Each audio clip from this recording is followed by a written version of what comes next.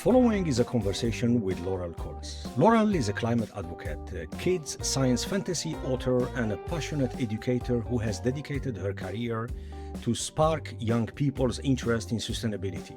With her series, The Carbon Busters Club, she's using the magic of storytelling to make climate change truthful and relevant for the next generation. We'll dive into how she does it, why it matters, and our role in empowering young minds to take action. This is Pre-Zero Sports Talk podcast, and I'm your host, Sid Bensalah. Welcome to another conversation where we dive deep into the intersection of sport, sustainability, conservation, innovation, community, and human stories that can make a difference. Today's episode promises to inspire, challenge, and remind you why the stories we tell today can shape the world of tomorrow. Let's jump in. Laurel, welcome to the show. It's a pleasure to have you here. Hi, Sid. Thank you very much. And I know you're over in Stockholm and I'm in Helsinki, so we can almost wave to each other. Indeed, and it started snowing yesterday, and now it's big storm, the first snowfall. Fantastic. It was a little bit chaotic this morning, but it's fine. Yeah. Good to be here. Thanks. Laurel, your journey from the corporate world to climate storytelling is fascinating. What sparked this transformation for you?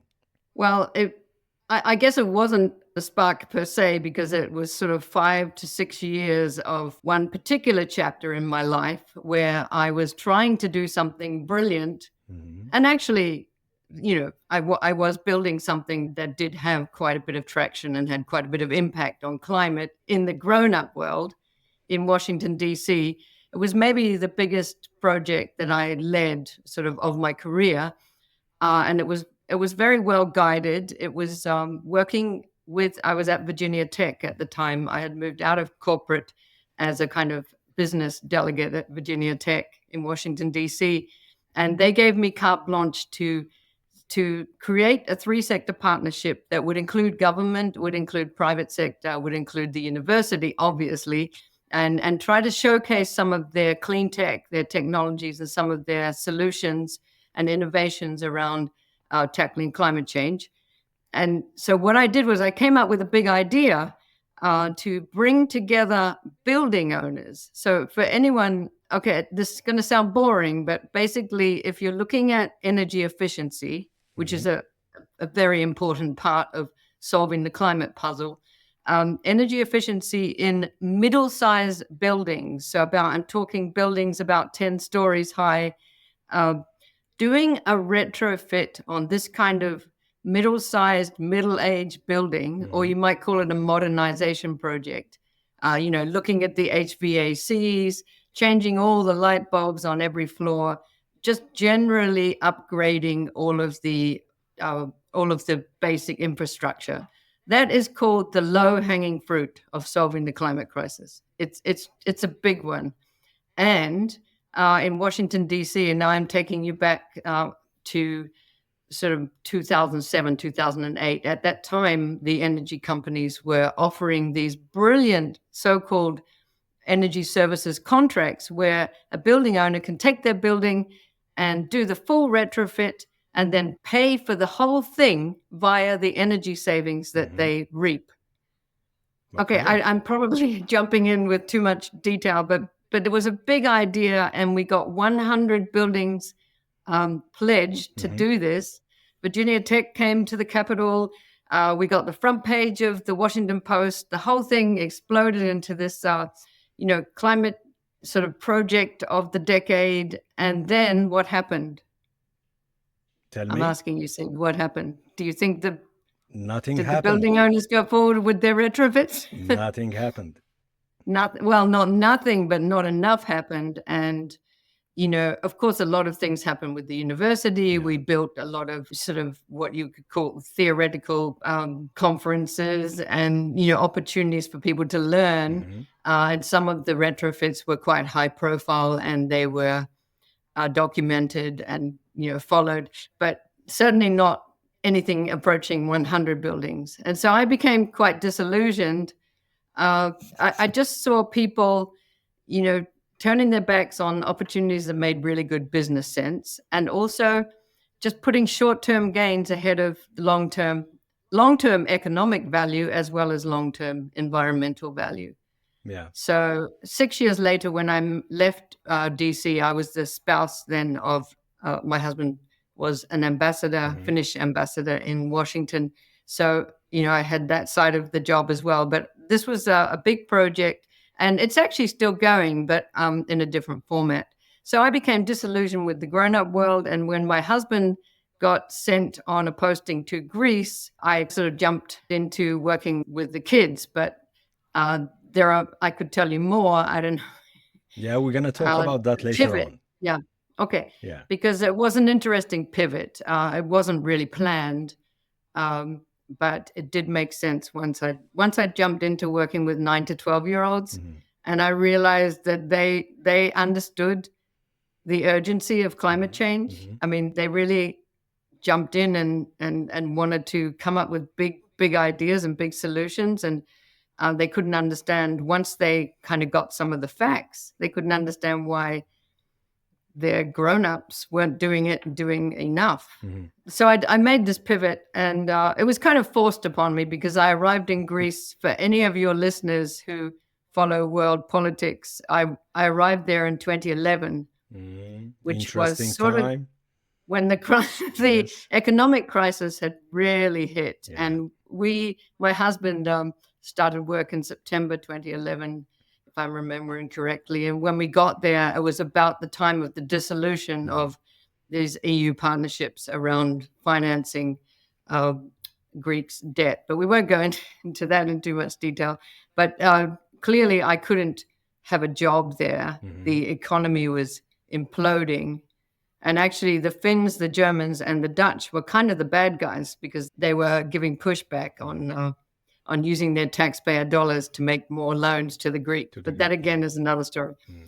So I started volunteering, and it was a really exciting time because I'd been all my career, nearly 25 years at that stage, in the corporate world. And there I was now going into schools and trying to meet 9 to 12-year-olds and to talk to them about the climate crisis and to try to find ways to teach the science but still make it fun, and also to take a hope-based and solutions-based approach to educating.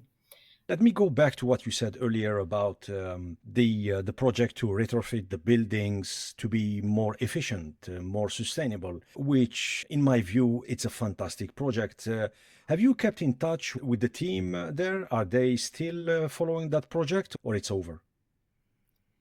No, that project with those specific buildings is definitely over. It's over. Because I was running the whole thing. Yeah. Let's talk about what you're doing now. How have your past professional experiences shaped what you're doing right now with the Carbon Busters Club? That's an interesting question. If you think about, working in sustainability, so I worked in big companies like Nokia, Mitsubishi. I was working sort of on the environmental communications side and also on the reporting side. So, for example, at Nokia, I actually, in 2000, when, that was the time when Nokia was really rising as the global leader in handsets. It's not so much now. They're very much focused more on the radio technologies that make the cell phones work. Yeah. But at that time, it was a really big, booming time for mobile telephony.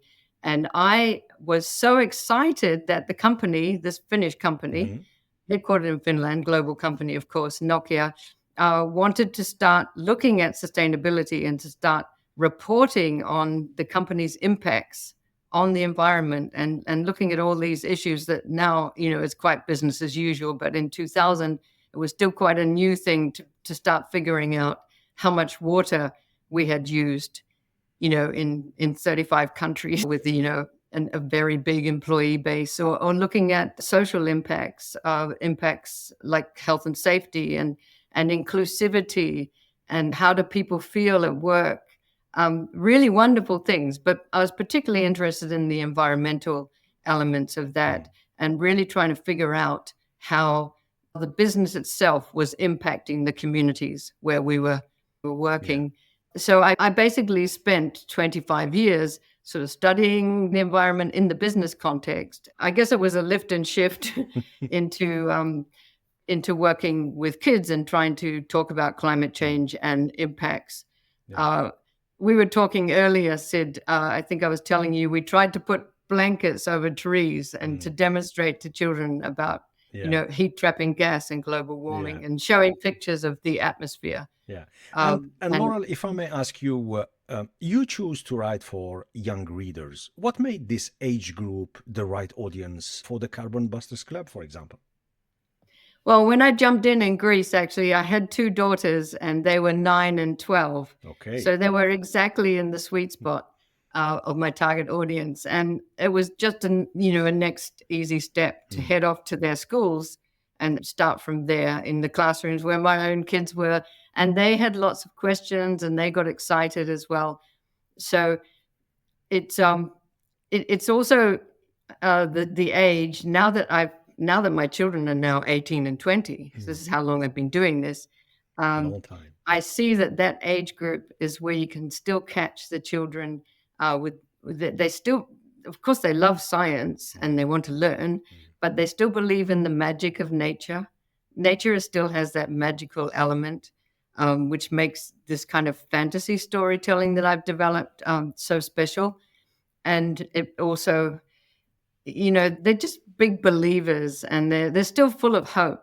I feel like once you get past this 12-year-old threshold in teenagehood, there's other things going on. And it's not as easy to fascinate them with the storytelling. Yeah. But talking about storytelling, how does storytelling help make complex issues like climate change accessible for kids?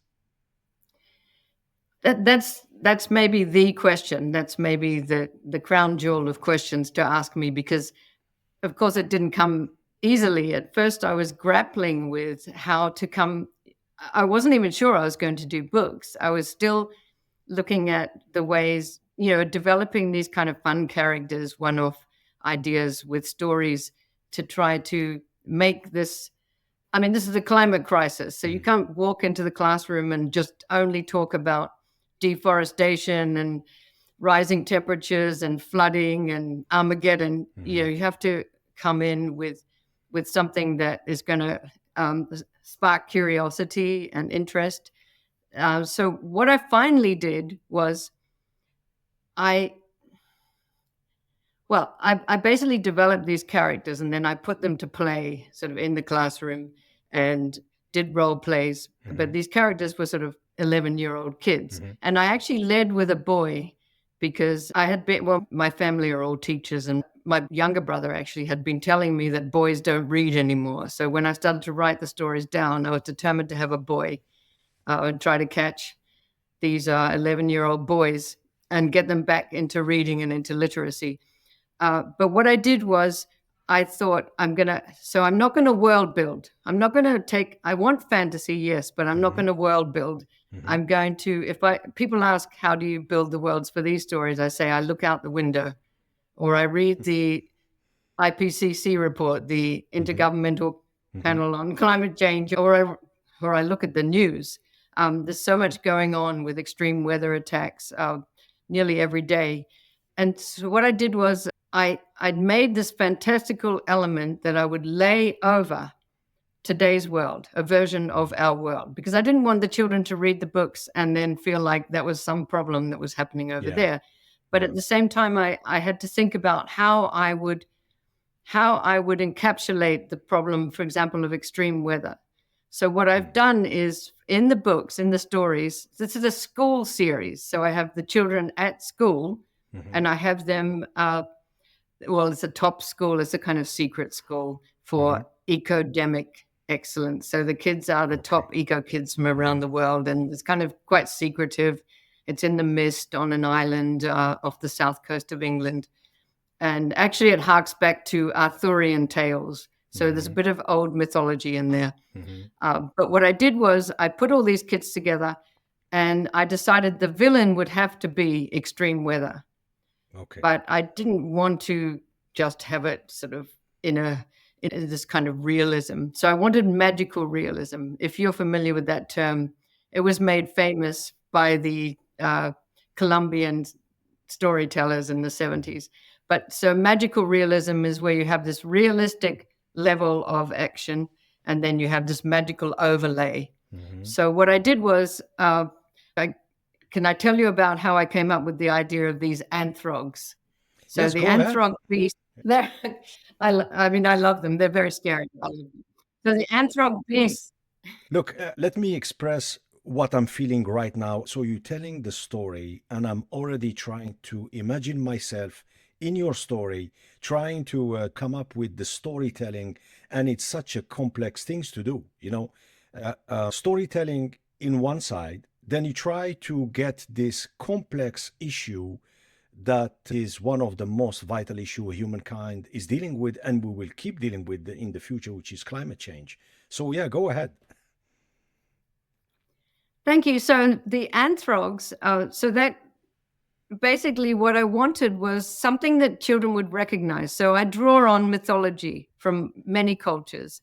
The book that I'm just about to publish is actually a Leviathan style monster, which is birthed out of the plastic pollution in the sea. So you can kind of recognize it, and it's scary, but it shows up as an extreme weather attack. So for example, in this book, there's a storm lord, a storm lord, so called, with weather warriors around it. So it's an attacking lethal storm. In the second book here, Renegale Tales, we have these winds. So renegale is actually a bad wind, and they can destroy, whole towns. And they look, somewhat familiar. They're demonic forces, but it's a metaphor for extreme weather. So when I can still remember being in Greece and sitting with my notebook and thinking, I want the name of these monsters to have some kind of meaning, some kind of depth. So I was living in Greece. I was learning basic Greek. Many of your listeners said know the word anthropos or anthros. I took that word anthropos, pardon my bad Greek pronunciation, but it's the stem. It's the word meaning man or humankind, mankind, anthropos. And we see it in words like anthropology. So that's anthro plus logos, study of people. We also see it in the climate lexicon. We see anthropogenic as in anthropos plus genesis, genic. So human caused climate change. We often talk about climate change as being anthropogenic. So I went with this anthros, and then I combined it with the word hog. Hog, okay. And that's really no offense to pigs, because I love pigs and I love all animals. And animals in the wild are not hogs. They do not overconsume or take more than their share, as we know. So, but I came up with the word anthrog. So it's basically man overconsuming, greed, taking more than we need, which is really, if we look at it, what has led to this problem of extreme weather, which is overconsumption, using too much, producing too much, buying too much. And we've found ourselves where we are now with extreme weather. So you could say, scientifically speaking, that the anthros and the anthro and the hog equals the extreme weather attacks. And these anthrogs are birthed from garbage dumps and from, pollution sites, and they come out and they're attacking humans. And so that's kind of, it has a scientific explanation, and the name, in a way, points to something that we can recognize in terms of lexicon. Yeah, this is fascinating, Laurel. I'm going to come back later on talking about the books and the writing process. So we're going to come back to that. But can you share a story, let's say, of a young reader who was impacted by your work? Well, I'm living in Finland and I'm selling my books online at the moment, so I don't always have a chance to meet my readers. I thought you might ask me this, and I did actually come up with one example which I quite like, which is quite relevant, and that is that I did give the book to a friend of mine a few months back. I gave the first book, and she took it to her grandchild. Mm-hmm. And when they started reading it together, they realized she had a memory that she'd lost of the child who was then, yes, she was then 11. She had a memory of going and planting a tree with that child out in the bush here in Greater Helsinki, a bit further out in the forest. And she had forgotten about it, but she did it when the child was a baby, and then she marked the spot, and hadn't gone back. And in my books at the school, one of the elements at the school is that every student, when they arrive, when they're 11 years old, they get a tree. And it's a little bit magical and mystical. Everyone is matched with a tree, and that tree forever becomes part of their life at school. And in some cases, there's even some communications among the trees, and the personalities of the trees very much match with the characters. And that's a kind of special woo-woo element in my stories. And particularly my main character, Peter Blue, he is a tree speaker. So he communicates on some level with trees. And what makes it fun is that when the students who are initiates get given their tree from the nursery, baby trees, on the first day of school, the trees show them where they want to be planted. So the trees lead them to the planting. So that's kind of the initiation rite or rite of passage for arriving at this school. So I thought that was lovely that now my friend is going off to find this tree with the 11-year-old, inspired by reading my book. So that's just a little anecdote. Wow. No, but it's so important, and it's fascinating, because what we are missing, honestly, it's we lost touch with everything, and especially we lost touch with nature, you know. And the whole purpose, the way you are explaining the books, the story, and beyond, is we need to connect with nature, period. You know, if we want I couldn't agree more. to simplify it completely, we need to connect. The minute we connect, then we will respect nature, and we will look after it, and we will care about it. And Laurel, we've talked earlier about embedding sustainability into school curriculums. Why do you think this isn't happening universally? Well, it's a tricky one, because I'm living in Finland, and I have been, my children now have had their last years of schooling in Finland, and I've actually found here in the Nordic countries, maybe you've seen the same in Sweden, that there is a big focus on the environment. There is, yeah. And, I'm living in a country where the government is taking its climate targets relatively seriously. Then they're not making maybe as good a progress as people would like, but they're Paris targets. I know we don't want to spend too much time talking about the COP, the Conferences of Parties, but the Paris Agreement is still something quite mind-blowing, that we got 190 plus countries into the same room in France and made these pledges. So I'm in a country where they took the targets seriously, and they're working on them. And part of that, decision makers here in Finland understand, is to educate children. So I suppose it does come back to, who the policy makers are and what the funding is. But I see my books anyway as going beyond national borders. And one of the great things when I think about my mission is that I can be here in Helsinki and launch the books off into the online world and reach children everywhere. And I've been saying to children that don't go and buy the book. Tell your librarian, go to school and tell your librarian to pick this up. So actually get the book physically into your school. And that's a two-pronged goal on my part, because I'm segueing a little bit, but I don't like to be writing a book or a book series that raises awareness of climate issues and overconsumption, and then to be on your podcast and saying, please go and buy my book, because it feels somewhat counterproductive. In your opinion, with all your experience, Laurel, how can we advocate for a stronger integration of climate issues within the education, and mainly starting at an early age, in the primary school, for example? Yeah, well, I grew up in New Zealand and I'm living in Finland, and climate is on the on the curriculum. And then in Greece, it wasn't really on the curriculum, but I managed to get it on by going out and getting private funding. So when I was in Athens for nearly 4 years, when I first started this project, I actually got private funding and then found scientists, science teachers, motivated people. And Greece is full of young people who are really motivated. I'm talking about kids in their 20s, who helped me build a curriculum. Then we took that curriculum to the Greek Ministry of Education, and it took 6 months and they lost the papers. But finally, they gave it a rubber stamp, and we were able to take that into 22 schools and do these 2-hour sessions.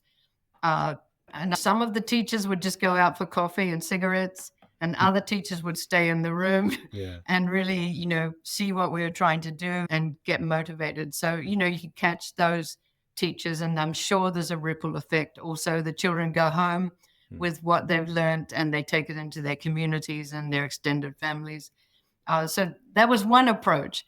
But obviously you need, because I also was working a few years back now on a curriculum for a school in Florida where they'd actually requested.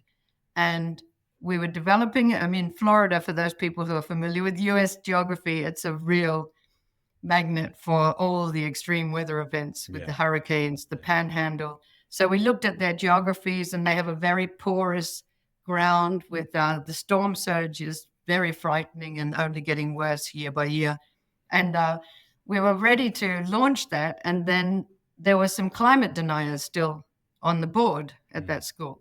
So, despite the irrefutable evidence now, peer-reviewed data that we have from 99% of the world's scientists, another thing we still have to work with is getting rid of this climate denial culture where you have high-level leaders, including someone whose name won't be mentioned, who, are still publicly denying, calling climate change a sham, which is highly irresponsible and very unfortunate, but we still have that. In fact, in the book, which is about to come out, I have a character who's an older guy. He's a little bit he's an old Australian businessman, and he says to Peter, these anthrogs, they're just made up by governments. They're not real. And Peter's so shocked. He's an anthrog denier. So I've kind of experimented with this in the books. But again, I don't talk about climate change. I don't talk, about the real issues. I have these anthrogs. So we have these anthrog deniers. And he says to Peter, if you can show me one of these anthrog thingies, then I'll believe you. And sure enough, as we get deeper into the book, there's going to be an attack. And on that, let's shift and talk about policies and regulations. Laurel, you've mentioned before the need for mandatory policies to replace outdated frameworks. And we know exactly which frameworks we are talking about. What kind of policies do you believe are needed to address climate issues effectively? Well, when I was working back in my early Nokia days, we used to advocate for not mandating reporting for big corporations because we used to argue that if you try to mandate and box people in with, very strict box checking, every company is on a different journey. I've pivoted away from that now because I see that, there needs to be some mandating.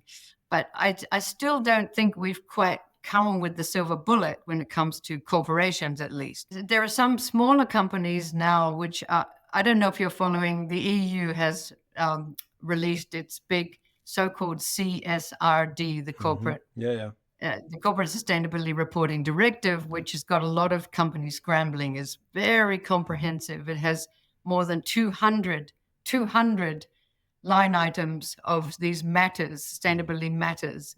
And companies no longer, according to this regulation or regulatory framework, EU countries and countries that supply EU countries are going to have to grapple not only with finding data to characterize their own impact on the community, but also come with credible data, which is going to be verified the same way their financial figures are. It's very strict. And that's data that will demonstrate the impact or risk of climate and other macro issues on their own performance. So it's really elevated, and it's quite, in a way, you could argue that it's going to be too much for smaller companies that don't have the resources and don't have, their own ESG department, environmental social governance, dedicated people. So I don't have a big answer.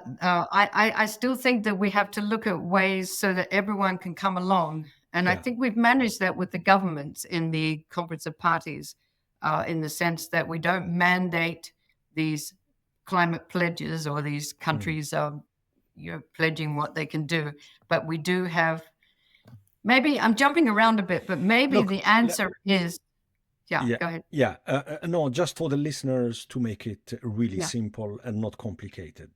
The majority of the listeners, it is. We human, we making the topic complicated, and I will elaborate more on that by making it really simple. Now, you mentioned earlier the breakthrough where the majority of the countries came together and signed the Paris Climate Agreement, and that was huge. That was massive at that time. Post what happened in Paris, and we're talking about the yearly or annual COPs, which is the climate conference that is organized by the UN every year in various countries. So post-Paris Agreement, we've seen a downfall, meaning for us that following those conferences, the climate conference, we always have this kind of perception and reality where all the nations are negotiating really hard to come up with the resolution or with an agreement. And at the end of the day, you keep hearing, but what we are signing is not binding, meaning it's not mandatory to, that's another story. But here is the issue. They always leave that agreement the last minute. And the last day, the last hours, and we keep hearing through media, they might extend slightly or add an additional day, like it happened during the COP in 2018 Dubai. And we keep asking why they are not getting together and getting their act together and sign that document. But then I go further. Since every year there is the UN General Assembly in New York, why in the General Assembly, one of the topics should be the upcoming COP, why they don't discuss and agree on the main topic and then leave the small details during the COP, So again, my question to you, why do you think the current environmental frameworks aren't working and the need for change? Because number one, it's too complicated. It's no binding, meaning if you, let's say, you infringe a couple of clauses within that document, there is no consequence, put it this way, So it's an open question, and maybe the solution is within the communities to push their representative, the political, whoever is looking after the community or the region, is to push for strict regulations, because this issue, the climate change issue that we cannot see with our eyes, and we cannot sense it, but then we see the consequence every year. You highlighted what's happening in Florida. Look what's happened last summer. Look what's happened just last month in Spain, So it's happening. It's not, and even the climate deniers, when I talk to them, I don't judge anyone, but what I quickly understood that even the climate deniers, what they care about is three things.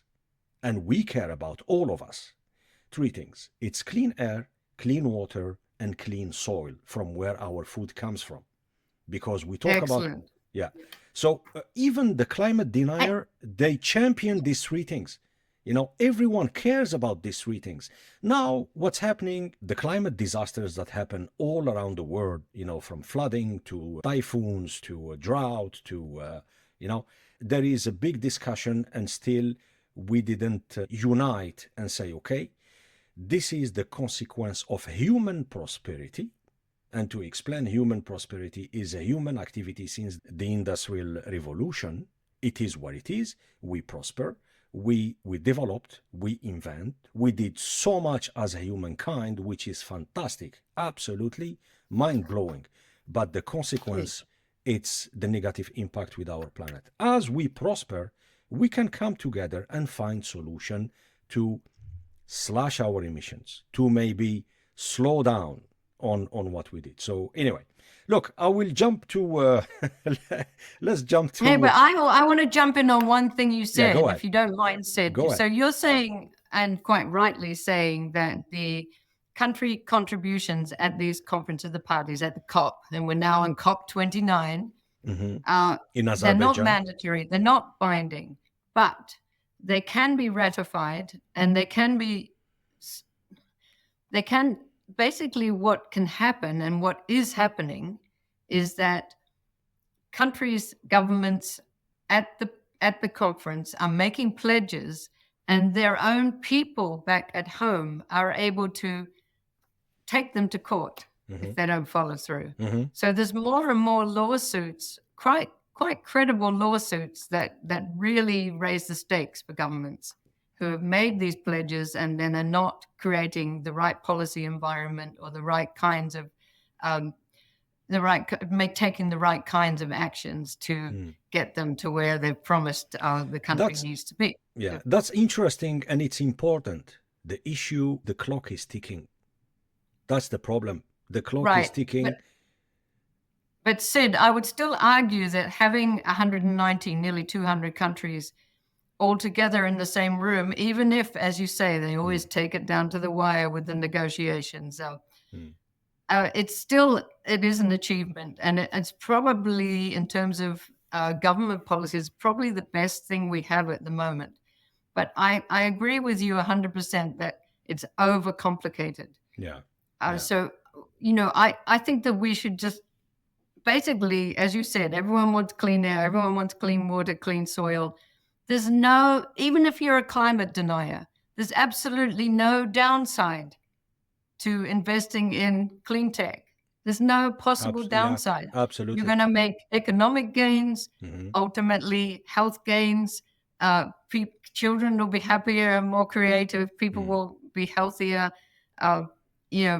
There's so many studies to show children who go into schools with more natural light and with cleaner air, they study better. There's less sick days. It's the same applies for obviously corporations and organizations who have taken measures to create an environment which is healthy and the air is clean and you have energy efficient, clean machinery around you. So it's a no-brainer. Yeah. And I think that's what we should just be telling people. It doesn't matter if you don't believe in the science. Let's clean up the place. Let's absolutely suspend our fossil fuel subsidies. That would be the one very good place to start.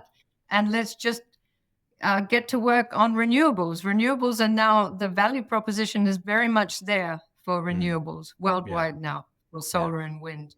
They're cheaper than they've ever been. In fact, if you look at a graph, you'll see from 2010, renewable energy prices. Going down and down, So we've got all the technologies, we've got all the solutions. We know we must change, and we know we can change because everything's there for us. It's just now, will we change? Yeah. And how will we change? And when will we change? Absolutely. And it starts at home. It starts with the parents teaching, educating the little ones. And what you're doing with your books, the storytelling, it's so important. And on that, because climate change, it's an urgent thing. It's happening. So it's really important, urgent. But your stories manage to stay hopeful. And you are hopeful through absolutely, through the way and you that's the only choice. Yeah. So how Come do on, you Sid, find... you have kids, right? You have to be hopeful. You can't Absolutely, you have to. So my question to you is, how do you find that balance when writing to youngsters between this urgent problem and trying to be hopeful? Well, and it hasn't been easy because I think, as we discussed earlier, I began with getting into schools and just looking purely at the science. And I can still remember a dad coming up to me at an event we did where we were talking about climate change. We were talking about rather upsetting topics. And a dad came up to me and said, "Are you sure, we should be telling the kids all this?" And he had a point. I hadn't even thought about it. But as my own daughter at one stage was getting very upset at bedtime about deforestation. Yeah.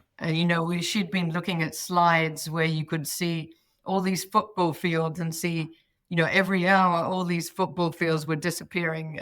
We were trying to find ways to show kids about the urgency of deforestation in the Amazon, etc. And by the way, this year I've just heard that a space the size of the country of Sri Lanka has been burnt in the Amazon forest just this year. Yeah. So this is quite scary stuff, which is why I thought that I would move into fantasy, because the eco anxiety, have you heard people talking about that? It's a real thing, eco sadness. And in one of my books, I actually touch on it.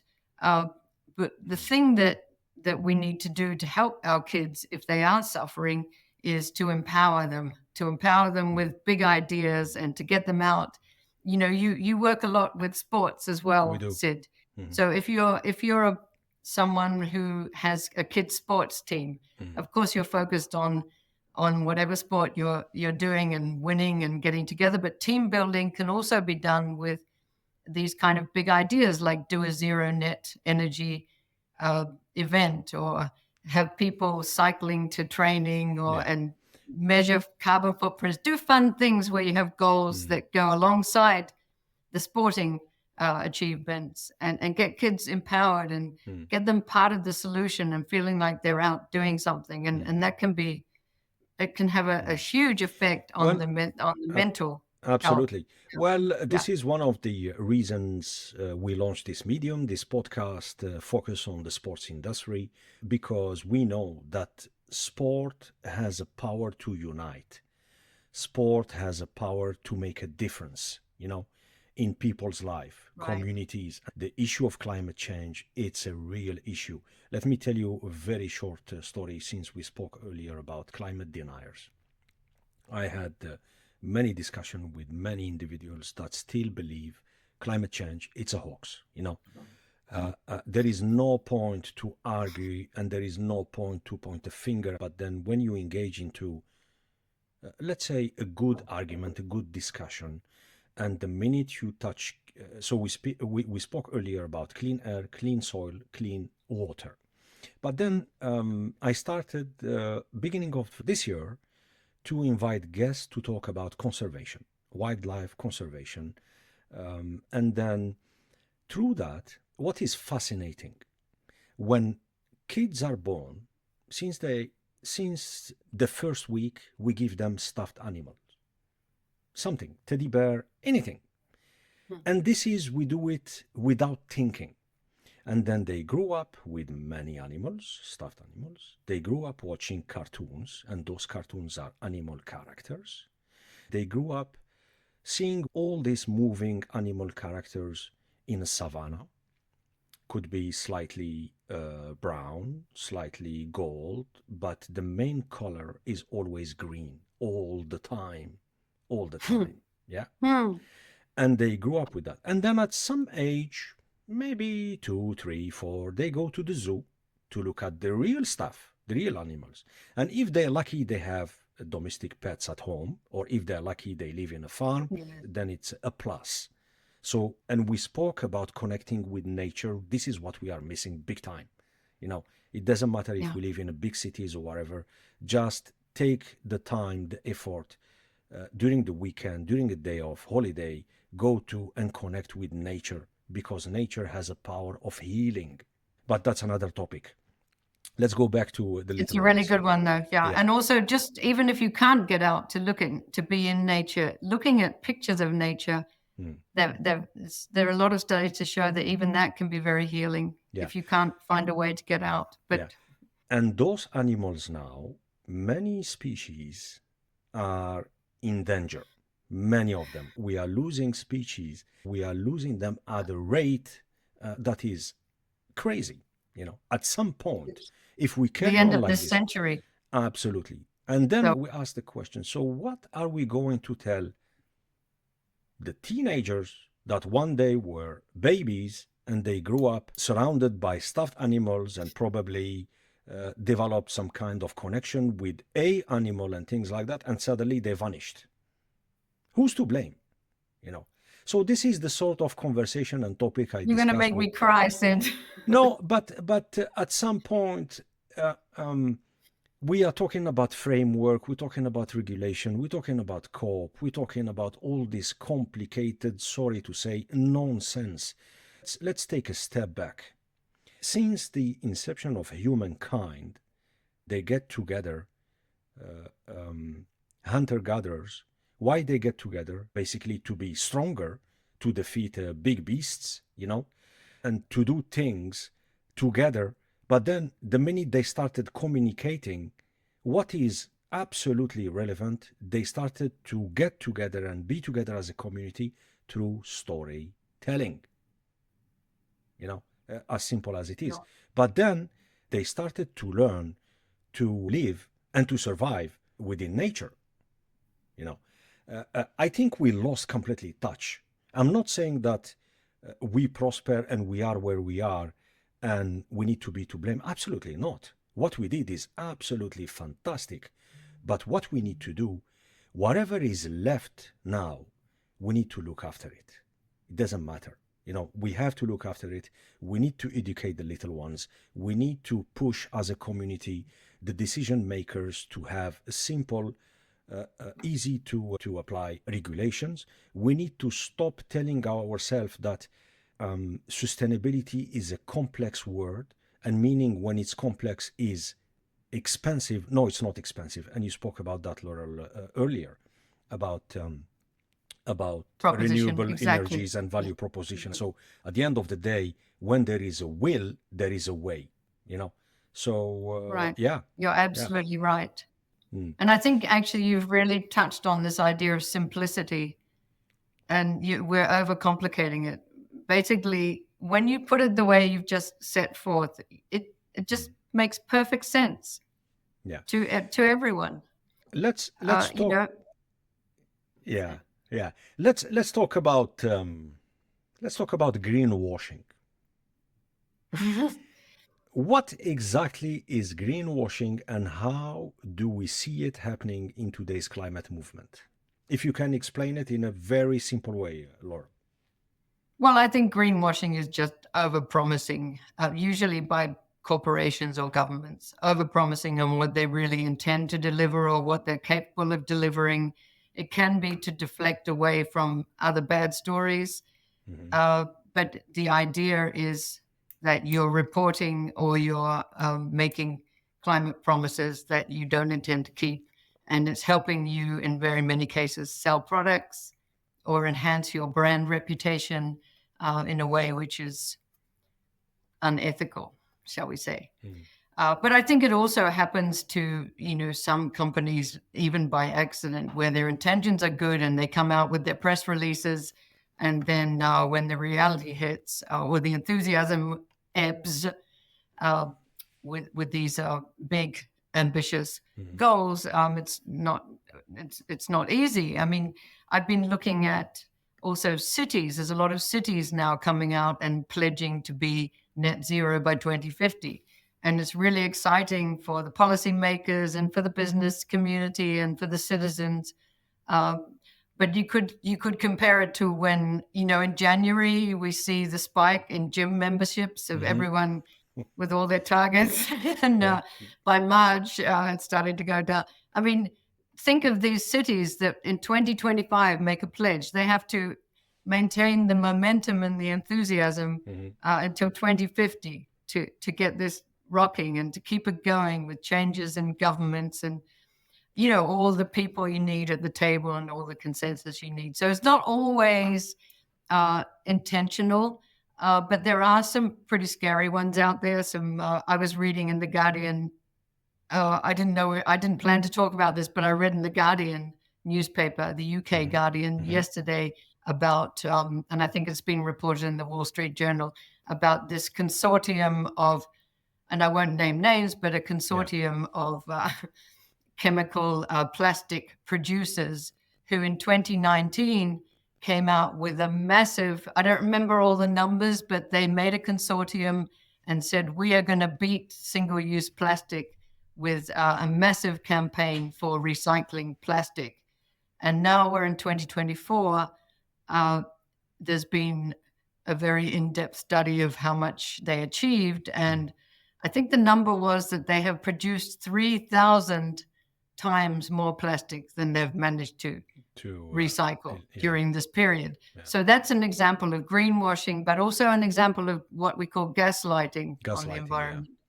Yeah. Because in 2019, when they launched the consortium, it was very much a hot topic, that single-use plastic. And when I say single-use, I'm talking about the straws and the caps and the bottles and things that we're going to use once and then dispose of. And believe me, when you dispose of plastic, it's a very thorny issue. We don't want to go into that maybe now, but that's an example of deflecting away from current topics like banning single-use plastic and coming with a big sort of high and resolute promise, and then not following through at all. Certainly not, very disappointing results and very little investment. So yeah, that kind of thing. Yeah. For the young listeners who want to make a difference, Laurel, what are some of the first steps they can take? Well, depending on your age, if you're in my target readership, 9 to 12, there are so many things you can do with your friends and in your school. And just looking at, it doesn't have to be a punishment or a sacrifice. In fact, that's what I tell grown-ups as well. Coming back to the discussion about being hopeful and about keeping this simple, when you, for example, make a decision to ride your bike instead of going in the car, it doesn't have to be a feeling of making a big sacrifice or this is terrible. Usually it's going to be filling your lungs with fresh air and energizing you and having health benefits. And maybe you can ride to school with your friends, and you're probably going to do better in your test results or your learning. They say that the kids who get out in the fresh air before they go into the classroom, instead of just getting out of their mum's SUV, actually do better in the classroom. They're more energized and active learners. Yeah. So that's just one very small example. So to make the point that, and also for adults, that if you decide that you want to do something today and start looking at different ideas, and there are so many things. Obviously, when it comes to climate change, it's diet. So unfortunately, for those people who like eating steak, red meat is the big energy user. And then, of course, it's fossil fuels. So flying, obviously. So you don't have to say to yourself, now I'm going to suffer. You say, I'm going to come up with something that is self-serving, something that makes good sense, but can also enhance my health or my fun. Look at the kind of things you enjoy doing. If you love being out in the garden and being out in fresh air, maybe think of just growing some of your own vegetables. Look at where you have agency. For kids, of course, they need help from a grown-up, usually like a sports coach, as we talked about earlier, or parents or teachers who want to take the lead. But getting into community groups of kids and having goals, setting goals, and doing things like collecting up plastic bottles and making a tower and demonstrating to the rest of the school, this is how many plastic bottles we had this year, that kind of thing. But there are so many, and it should be fun, and it should be something that either helps you save money or helps you enhance your health or brings you together with new friends and community and a feeling of shared goals and shared fun. So that's something that I talk about a lot. And, I think it's important also when it comes back to this idea of eco-sadness and feeling disempowered. There's been, and if I can just circle back to what we talked about with the greenwashing. Yeah, go ahead. There are kids now, and this is so exciting, Sid. There are kids, and they're getting help from adults. They're being mobilized to launch these class action lawsuits. I mean, Wow. the first time I read about it, I was just mind boggled in the US, in Europe, also in Australia. And there are so many now. They don't always, this is climate justice, where you have a kid, like 9 to 18-year-old kids, turning on their own governments and calling them out on fossil fuel investments, that are basically proven to be contrary to human health. So they're launching lawsuits. Not all of them go through, but they make a huge splash. And they really kickstart the conversation at all levels of society and all age groups and all sectors. And when you have, there's one a lawsuit in the US right now, which is called Juliana versus the US. And it's a 15-year-old girl who's calling out the Supreme Court on fossil fuel. And it's something that you just couldn't have imagined maybe 10, 20 years ago. Yeah. So that when it comes to greenwashing, and when it comes to countries, making pledges at the COP meetings, they go home and now there's kids getting on their case. Yeah. So that is something I think we should feel hopeful about. It is. And what's your advice, maybe not in Scandinavia, mainly for parents? How can parents help foster curiosity about climate issues at home? Well, there's so many things. I mean, there's the obvious things where you start doing little things together with your recycling and separating your rubbish, and as you said, going out into nature as much as you can and reminding the kids what this is all about. This is about still having this place to go to in 10 years. This is about seeing that squirrel, and just little things where you remind and you talk. But it's about making the kids feel empowered. So if your child is going to school or reading my book and feeling like we need to take action, and the parents are sitting around maybe not denying climate change, but not necessarily taking action themselves or leading by example, then I think that can be very soul destroying for a child, because they feel some urgency and they've learned about this in school, and then they come home and they're maybe not seeing their parents. Well, their parents have other issues. I'm a parent. And there are so many other things that we have to contend with. And sometimes we have to buy plastic because that's the only choice at the store. Sometimes we have to drive our cars, depending on what infrastructure we have and where we need to get to. So I think it's if you can bring the kids along and make it feel like you're doing something together and they're part of the solution. It can be really empowering. And in one of my books, there is one of my characters who has the eco sickness, or she calls it the eco sadness.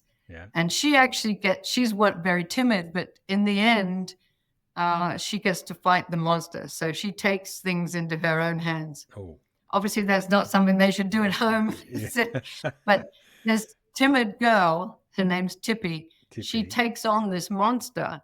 And at the end of the book, she's saying, I feel like helping helped, she says. She says, I feel like I'm cured. Because, she got to be part of something that really, where you could see dramatic results before your eyes. So I don't know. I don't know if that answered your question. Okay, let's talk about something really I'm interested into, and I have to ask you, the process of writing books. Is it easy or is it difficult? Do you start with the beginning and the end, and then you start crafting the content?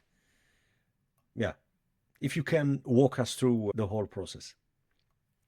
Okay, so for me, so I have looked a little bit into the craft, and I have studied. Once I got going on this, I've been on webinars, and I've actually done some master classes. I did Salman Rushdie's masterclass. I did Dan Brown's masterclass.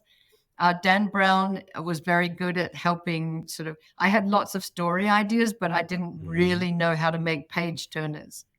So, and I think that's important for kids, So Dan Brown's advice is really simple. Have just a few characters, put them in a tight spot, and then turn the clock on. So there needs to be, always this feeling of we have to get somewhere within a certain time, and we have nowhere else to go but into this awful mess that's been created. So that's been fun.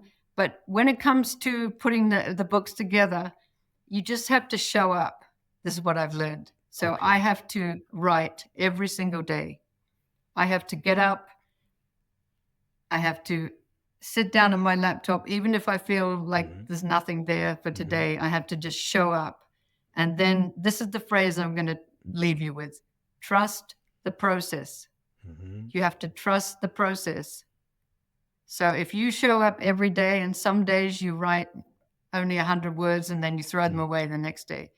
But some days magical things start to happen. And I have this kind of team in my head of supporters. I have my characters with me, and I have this feeling that I've got this team. It's not just me. And when I show up at more or less the same time for a couple of hours every morning, a book eventually emerges. After 1.5, nearly 2 years, a book emerges.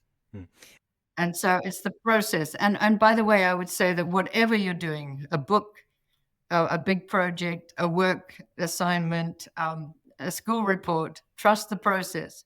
Show up and do a little bit at a time, and then it comes together. And for you, what's the best time? Morning or Morning, definitely, morning? yeah. And you do it. There's too much mess. By the evening, there's so Yeah, much there is so much energy and sometimes, well, confusion. And you do it digitally, or do you handwrite your note, or? Okay, that's a good question, because I love to handwrite when I'm brainstorming, just because I want to feel like things coming out my fingers through my pen. Yeah. But as soon as I get going, I need to be on and my laptop. And doodle and to get the big. So I need a big idea for the story, and then I need a sense of where we're going to end up. And then after that, I put the characters out there, and I try to just see what they'd like to do. And it's so fun, because now that my own children are older, I can still meet these 9 to 12-year-olds every morning and play with them. But yeah, there are two types of writers. There's the type, at least generally speaking, there's the type that want to have every chapter sort of scoped out before they start, and have maybe 2 or 3 bullet points for every chapter, so you know where you're going to take each scene and how it's going to follow on to the next. But I like to just take a big idea, and that takes me a while to pull together. And then, as I said, some kind of an ending. I don't know how these authors, they say that they have no idea where they're going and they're waiting to see where they end up. No, that's not good for me. I want to know where the end point is and what the big denouement is going to be. But other than that, I love to just jump in and make my characters sort of mess around together and see what comes out. And sometimes at the end of a writing period, you're so surprised, and you've had these breakthroughs, and you don't know where they came from. And that's really exciting. And since you are really trying to, let's say, if we talk about your characters, so basically your characters, it's a fantasy story that reflects on scientific realities. So, exactly. And the school, sorry. Yeah. The school is a science school. So we have real science, but at the same time, we have this fantasy overlay, what I talked about earlier, these anthrog presence, the anthrog sort of fantastical element. It can be explained through science in the world of the school. So my question is, how far do you push your creativity? Or sometimes you tell yourself, no, that's too much. Or, well, I've got the rules now. So, there's the rules of the game. I've got the school. I've got this kind of fantasy layer where we have the anthrog presence, and the anthrogs can be classified and categorized, and I can invent new ones to go with every book. So the rules are there, the rules of engagement. Okay. So I don't want to push beyond those. And I have, for example, a mentor. I don't have teachers, I have mentors. Okay. And the mentors basically, they're science geeks, but they're allowed to push their own boundaries within the rules that I've set up. Yeah. But I love, one of the things I've learned from listening to master writers also is that the crazier the idea, the better it's going to end up. So if you come with a really crazy idea, don't dismiss it. Work around Entertain and it. see where it could take you. Yeah. And so I like it when something pops up which is so bizarre, and then I think, how could I use that? Yeah. So I'm open to big crazy ideas, and I think so are kids, obviously. Yeah, they are. And finally, the editing process, is it a stressful one or a straightforward? No, but I like to edit, so I didn't mention earlier, but I was in university, I studied literature. So I am by training That a helps. literary comparatist. So I'm used to working with literature, with words, and with writing. And also in my day job in the corporate world, I did a lot of business writing. So I like to work with words. I like the sound of them. I like to feel the cadence of the sentence and develop a voice, even if it's for a business document. I feel like we should pay attention to the voice and the way the words sound and how they're going to flow along as you put sentences together. So I love doing that. But I will say it's a different part of your brain that is working on the editing. So I wouldn't recommend to people who are writing regularly to do the editing and the creative on the same day. So you're actually opening a different part of your brain that is working with syntax. Yeah, yeah. And but I like both parts, and I love also rereading and feeling close to my characters just as a reader when I'm doing the editing, as opposed to creator. Fantastic. Yeah, so it's altogether it's a very fulfilling process, which is why I am marketing the books and wanting to advance my readership, because I want to be able to keep doing it. Yes, yeah, yeah. Excellent. Laurel, it's time for our lightning round. Oh, You ready for speedy Q&A? yeah. How speedy? Okay. Yep. What's your go-to activity to unwind after a busy week? A busy week go-to activity. It should involve exercise, and then it should be followed by a glass of wine. So it can be a yoga class, jogging outdoors, hiking, depending on what, tennis, if I can get a court, or just a gym workout. But get my heart rate up, get sweating, and then shower and a glass of wine. And you said a And I'm good there. glass of wine. What kind? Oh, French, of course. No, actually, New Zealand wines have really grown up in the last 30 years. Yeah. Maybe a Sauvignon Blanc from the South Island of New Zealand. Good. That always works. Yeah. What's your favorite natural place in the world? Well, it has to be the New Zealand bush if you talk about. Well, there are so many places in Finland as well, the lakes. And I've been in the Valley of the Giants, the redwood forest in California. But I should come back to New Zealand, where I grew up, and the native bush and the ferns. And, well, you never see the kiwis, but native birds, beautiful native birds that you don't see anywhere else in the world, and native bush. I can't agree with you more. I've been to New Zealand maybe 4 times. Oh, well done. Yeah, it's for the listeners, if you can afford, it's a long it's a long way from Europe, but you won't be disappointed. It's just an awesome country. Yeah, The Kiwis nothing are like it. unbelievable. They are so nice, and the food is great. Yeah, it's just, And the wine. Yeah. and the wine. The wine Yes. has really grown up over the Yeah, years. Yeah. Great. Coffee or tea? That is such an easy one. Tea. I mean, of course, I do drink coffee and partial to coffee, but every morning. So together with my writing ritual, it's a tea pot, and it's loose tea, and you must warm the pot first. Absolutely crucial. And then when you pour in your racing boil, no water that's been sitting around, a racing boil, pour it in and then stir it. And then keep it under a tea cozy, keep it warm while it's brewing. And it should be given plenty of time to steep, and then with milk. With milk. Any And, particular you know, tea or I like just a good, robust English breakfast English? tea, Okay. definitely. Yeah. Yeah. And it should be loose, not a tea bag. So I'm the tea police here. Fantastic. Laurel, if you could have a dinner with any historical figure, who will it be and why? An historical figure. So not an environmental. Okay, an historical figure. Hmm. Uh, there's so many, but actually, I was thinking the other day that it would be really nice to talk to one of the suffragettes, the women who led the votes for women Hmm. in the early part of last century. This Kate Shepherd was a woman that many of your listeners won't have heard of, but she led the suffragette movement in New Zealand, and New Zealand was the first country in the world to give women the right to Yes. vote. Yeah. Maybe you didn't know that, 1893. Hmm. And Finland was the second country where I live now. Hmm. And they had also gave the right to run for political office.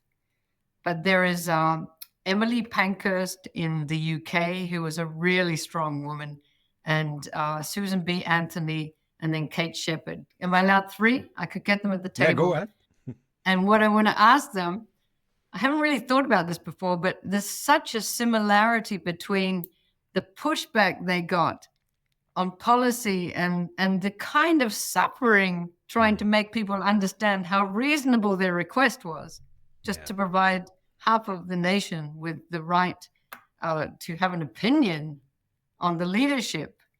So I'd love to talk to them about how they stayed the course, because we've agreed we're going to be hopeful on the climate issue, Hmm. and we've agreed that we're going to get there, right, Sid? Yeah. So how did they I do hope. that? And I think it was very similar, the kind of pushback that they received, but they Yeah. did it. Yeah. Yeah. What's the last book that deeply moved you? Deeply moved me. Well, I have a book that is kind of like that. It's my go-to book, and it's the book that helped inspire these books. Hmm. And that is, and again, it's a book that probably your listeners haven't heard of. It was written by T.H. White in England in 1932. And it's the story of Arthur. It's the whole story of King Arthur. Hmm. So for me, King Arthur it's the story. It's the story for children. It's the story for grown-ups. The idea of Camelot Hmm. and the rise of Arthur and Guinevere and the Yeah. knights. And so I've drawn upon the boy Arthur. Some of your listeners might know The Once and Future King, which is the story that Disney made, which is one piece of this book. And I also know that J.K. Rowling used this book by T.H. White, The Once and Future King, to inspire her Harry Potter series. It's a beautiful, long story, quite heavy going in some parts.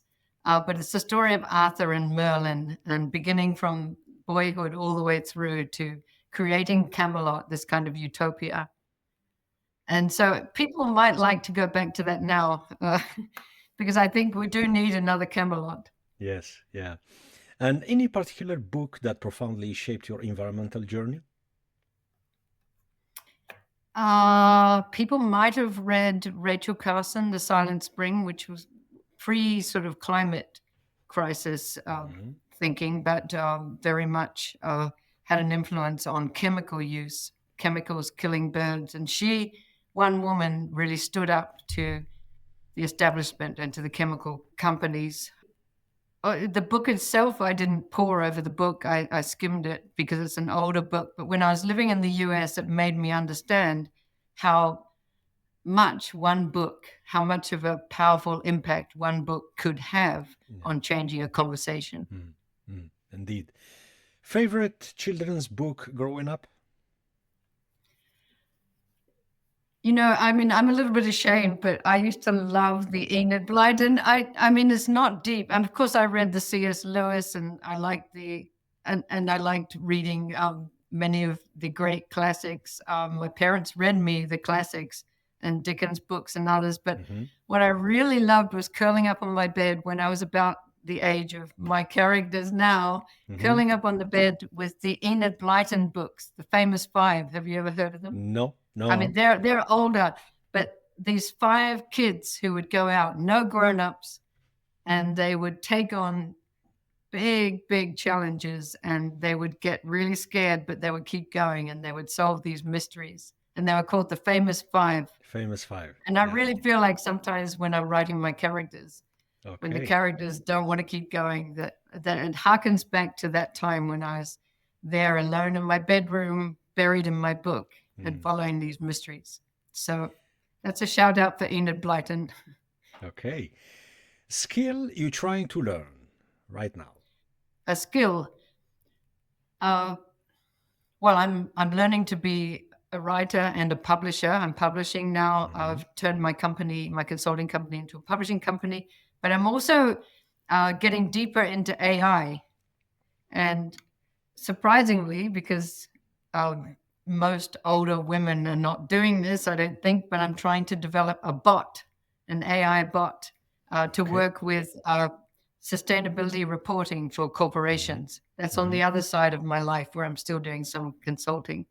So I'm learning about the large language models and the chat GPTs of this world. Maybe are you a chat user? I use many applications, but I'm really into AI. I'm really into Well, AI, I'm trying and to figure out how it could help us with reporting in this CSRD reporting framework that we talked about, which is so complicated and so time consuming and so resource intense. I think the So best advice. of course, I'm working with geeks, Yeah, but I'm sort of trying to drive the process. So that's really fun and surprisingly interesting. it is. It is. And what is interesting, because my advice is for everyone, because there is so many online free of charge courses into AI that you can just to get going and to understand the basics.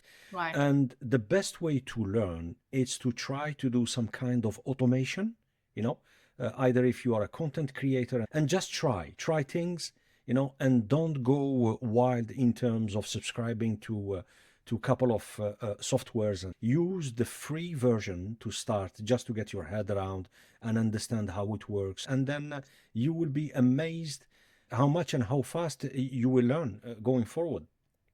Yeah. Yeah. It's a great resource too for whatever you're trying to do. Yeah. Yeah. If you could have any superpower, what would it be? A superpower. Let's go back to the fantasy world of writing the books. A superpower per se, what I would like to have the power to be able to do. Can I twist the question a little bit? Yeah, go ahead. I'd love to be able to have the power to go back to the 1970s and tell the scientists not to invent plastic. That's such. I agree with you. Yeah.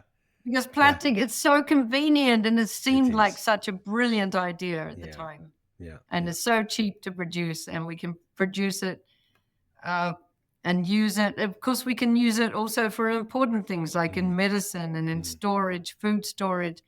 But if we had the chance to go back and cancel that, and if we'd had the ability to ask nature intelligence. It's not difficult. It's not if it was difficult. a good idea. Yeah.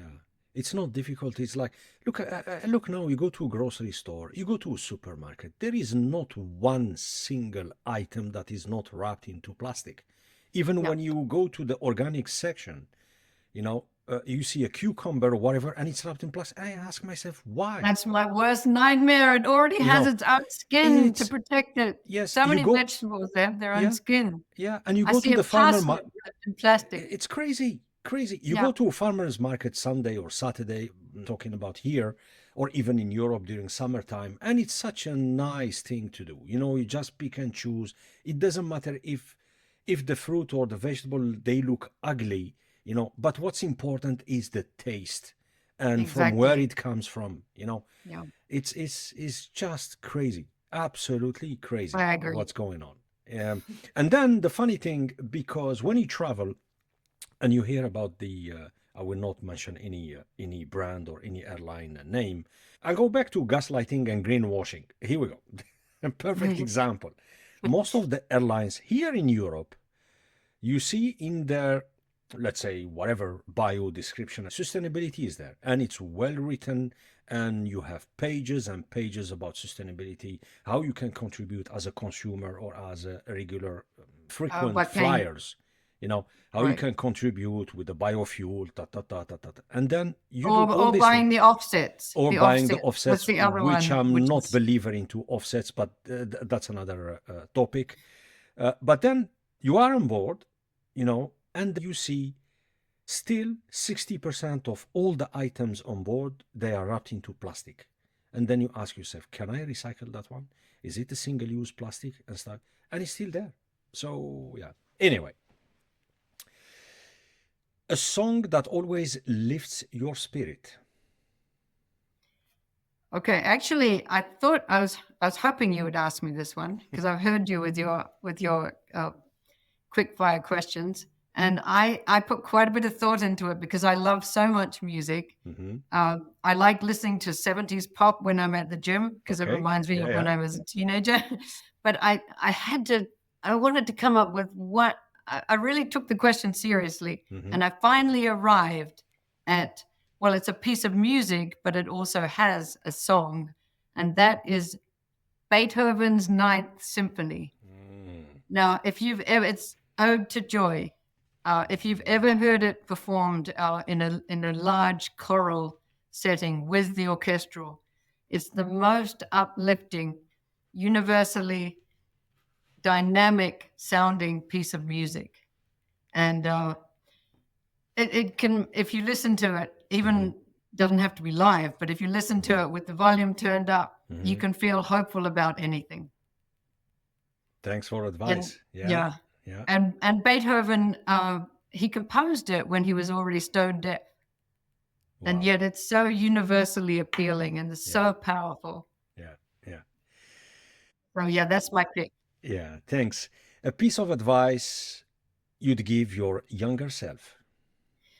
My younger self, I would immediately take her aside and tell her, whatever it is you want to do, whatever career path you decide to take, whatever projects you're working on, if it's a book, if it's a big idea for an adventure, look for the heart in that project. Really think. And when I say the heart, this is something I've started doing much later in my life. For example, in the stories from my books, I want to find the heart.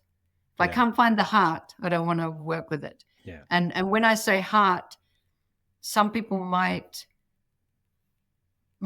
say God, or they might maybe say love, but look for that special thing. I want to call it the heart. The heart. And then when you've got your project and you're ready to go and you found the thing you're passionate about, okay, inform yourself and study hard, find out everything you can about it, but then go. Don't do what I did. Don't wait till you're in your 50s. Yeah. Get going Great. and take your seat at the table, and don't wait for someone to give you permission. Yeah. Just Yeah. step up and say, count me in. Great. And lastly, if you could solve one environmental problem instantly, what would it be? Oh, well, I would have said plastic again. It's okay. Can I twist the question and say that I think that we would be on the way as a world to simply and easily and even effortlessly solving the climate crisis if we suspended all fuel subsidies, fossil fuel subsidies, if we found a way to make them non-existent, if they could just never exist. The fossil fuel subsidies, that's what keeps this going. It's never on the table in the climate conferences. And it's the thing that keeps fossil fuel companies, and it keeps us out buying fuel. We're complicit as well, Sid. If you drive a car, I don't know if you do, but you've probably at some point in your life driven a car or gone on a plane. We're all complicit. Yeah. And it's the big thing that it's like, it's definitely the elephant in the room at all the climate conferences, because we don't have the will for that. And that would be a really big thing. if people went to the gas tank and gas cost 20 euros a liter, and we knew why it was costing that much, we knew it was because we had agreed as a world to start moving away from fossil fuels and finding alternatives, then I think it could be a big game changer. Yeah, I agree with you. I cheated a bit on that question. No, it's important. And we talk about fossil fuel almost all the time on this podcast within the sports industry. As you know, and as you've seen in major events, the major sponsors, most of them are directly or indirectly tied to fossil fuel companies, and it used to be cigarettes. It used to be cigarettes. It used to be alcohol before it was banned. Now, and we are talking openly about, is it time for sports organizations and promoters to ban? Not them, but we need regulations for that regards. But there is so much money and so much sponsorship funding coming from those companies that it's a tricky one. It's a fine balance. It is. Yeah. And Laurel, for the listeners, if they need to order your books, what's the best way? Well, I think the best way is to go to my website. So that's www.laurelcolless.com. Laurel, as it sounds, Laurel, and Colless. I have two L's and two S's in my surname. Yeah.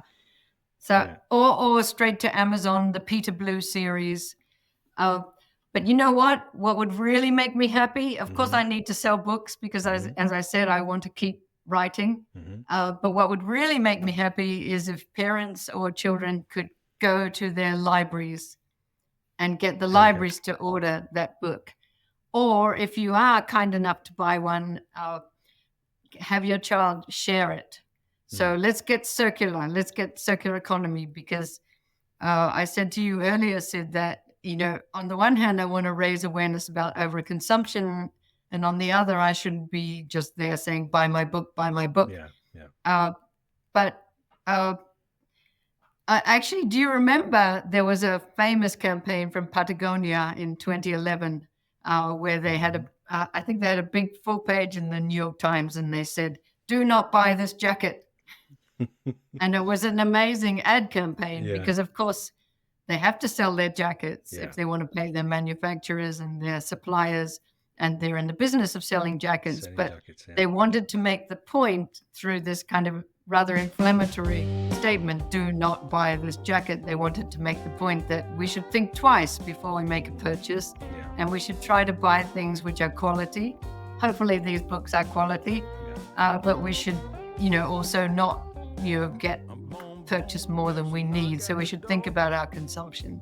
So I won't say do not buy this book, but think about how you could share or get libraries engaged. That would make me so happy. There's plenty of libraries in the world, so I could still make a rather good living if enough libraries jumped in and made the purchase. So that's kind of me up on my soapbox a bit there. But yes, so Amazon or any other online bookstore, your favorite one, you'll find it. Or you can go to a brick and mortar store and order it through my distributor, Ingrid's Black, or just tell Peter Blue Series, Laurel Colless, and have your bookstore owner make the order as well. Fantastic. Yeah, thanks for giving shout out. Laurel Colless, thank you so much for joining us today. Your energy and passion are truly inspiring, and I'm sure our listeners are walking away with a deeper understanding of the power of storytelling in climate advocacy. Thank you, Sid. And I know it's almost Christmas, so happy holidays to anyone who's listening. Have a nice break, and don't eat too much and don't consume too much. Fantastic. To our listeners, check out Laurel's work at the Carbon Buster Club and her novels through the links in the show notes. As Nelson Mandela once said, education is the most powerful weapon you can use to change the world. Stay curious, stay kind, and stay hopeful. This is Sid Bensalah from 30 Sports Talk podcast.